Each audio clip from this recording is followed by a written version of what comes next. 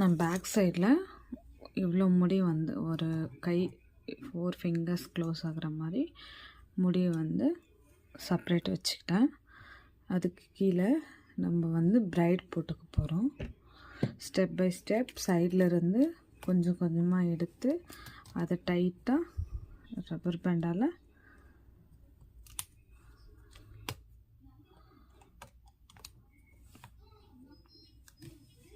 Close பண்ணிக்கிட்டோம். எப்பயுமே இந்த முடியை புல் பண்ணும்போது ரப்பர் பேண்டை பிடிச்சிக்கிட்டு லைட்டாக புல் பண்ணணும், அப்போது கரெக்டாக வரும். நெக்ஸ்ட்டு அதே சைடு பை சைடு ஹேர் எடுத்துக்கிட்டு சேம் அதே மாதிரி ரப்பர் பேண்டால் டைட்டாக நாட் போட்டுக்கிறேன்.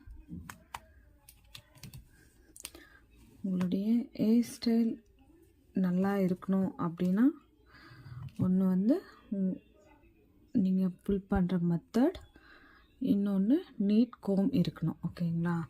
நீங்கள் நாட்டாக இருக்கிற மாதிரி அவங்களுடைய ஹேரை வந்து வச்சுக்கிட்டிங்கன்னா உங்களுடைய ஸ்டைல் வந்து நல்லா இருக்காது. ஒன்ஸ் ரப்பர் பேண்டை டைட்டாக பிடிச்சிக்கிட்டு புல் பண்ணுறோம். நெக்ஸ்ட்டு சேம் ஸ்டெப் தான். 1 by 1 சைட்லேருந்து கொஞ்சமான அளவு இதை தூரமாகவும் போட்டுக்கலாம், கிட்டே போட்டுக்கலாம். கிட்ட போடும்போது அதோடைய லைன்ஸ் நல்லா தெரியும்.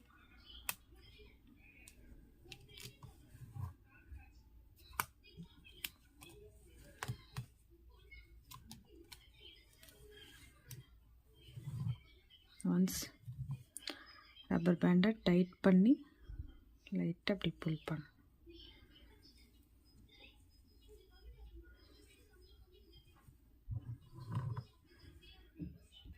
இப்போது நான் மேல் சைடில் வந்து பஃப் பண்ண கொஞ்சம் முடிய டைட்டாக டேக் பண்ணிக்கிறேன் ரப்பர் பேண்டை.